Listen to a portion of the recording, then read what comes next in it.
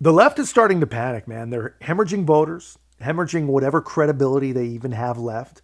And I think the thing that worries them the most, they're losing control of the superstars that help them to control the captive minds of the left. The propagandists are working overtime, man. And one of the propagandists with probably the toughest jobs of any of them is Jessica Tarlov at Fox. And she just snapped. True. They barely show up for Biden. But let me ask you this. You know a lot of Trump supporters. Do we need to be deprogrammed? Be careful. That's why I come to work every day. No, it is correct that conservatives are much more tolerant of liberals and spending time with them than liberals are of conservatives. That shows up especially in the dating data, that a liberal would never consider going out with a conservative. In the Trump era, obviously things have been different since 2016. So James Carville and Mary Matlin are not happening. Round two there. I think The Rock, yes, he's promoting stuff, but did get a lesson in you can alienate people when you put a perspective out there like that. He's a smart businessman.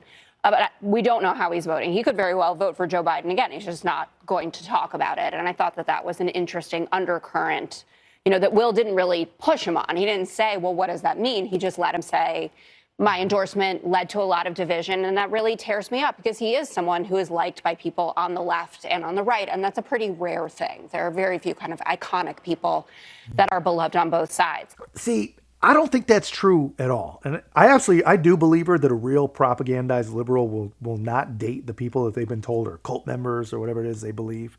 But like she said, conservatives are just more tolerant, especially of the people on the left. I mean, we got to work with them. We do date them. We humor them, right? But I think that totally destroys her point that there are few people, actors and musicians and stuff like that are beloved by both sides, because basically every musician outside of country music, and I believe every A-list actor at least pretends to be a liberal. And we all watch, we all listen. So I think that's wrong. But you said in your lead-in question to Jesse, it's just bad news for Biden. The jobs report today was a monster. Wait 3 months. Fine when it gets revised down. Also, the part-time jobs, and there's data looking at this. That's a trend that's been happening. It obviously was accelerated through COVID with people opting into that. You still don't add 15 million jobs, and even taking away what we got back from COVID, he's adding jobs at a faster clip than Trump to go up to 303,000 when it was supposed to be 214. But it's going to be revised. But it's not. And we don't do the story when we revise it. We only do this. That's not true. I hear it all the time. But the revision, you know what? guys, you can talk about the stats, but it's whether or not the people But actually, feel it. people are feeling it on top of it. Yes, there was really interesting data that came out about people's perspective on the national economy versus their state economies. And they looked at all of the swing states.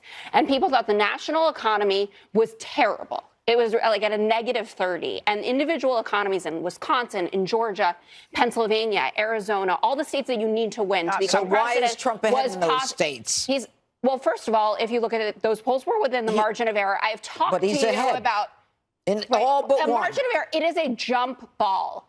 That's what's going on. If this was the worst economy in the world, which is what you would say about it, there is no way that we would be even close to this. It would be a runaway for the person on the top of the Republican ticket. And it's not, because people know wage growth is up.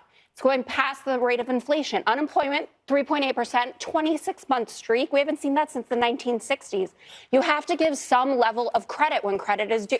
You have to. We haven't seen that since the 1960s, she says, with some real passion. I mean, you got to give her credit. She's trying.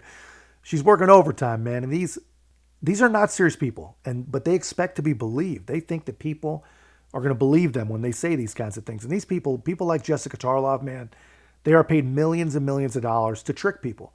And right now they're trying to trick the people who cannot even afford their groceries. And I don't know what the goal is. I don't know what the plan is. I think they want people who are struggling to believe that somehow they're the only ones. And if they just keep telling them, their wages are up and everyone's got jobs and Joe created that job special for you and you're lucky and you owe him, you owe Joe. I think that's what they're after. I just cannot see how that works. Our politicians, they've come a long way and they've learned absolutely nothing, man. We've gone from Bill Clinton, who very effectively said, I feel your pain, to now they're telling you you've never been better and you better do as you're told or you're a greedy racist who hates democracy. And I just can't see that that is a winning strategy, man. I mean, people want to hear a plan. People need to hear a plan. And they really, what they need, they're paying to be acknowledged and understood. Because if you're having a hard time, man, being told that this is as good as it gets because it's the best that it's ever been, that's not going to leave you much hope. And that is not going to work for anybody who's actually paying attention. But that's just my take, guys. Let me know your thoughts. And if you haven't already, be a part of our growth, man. Make sure to like, comment, subscribe. Most importantly, share the channel. I'll see you in the next one.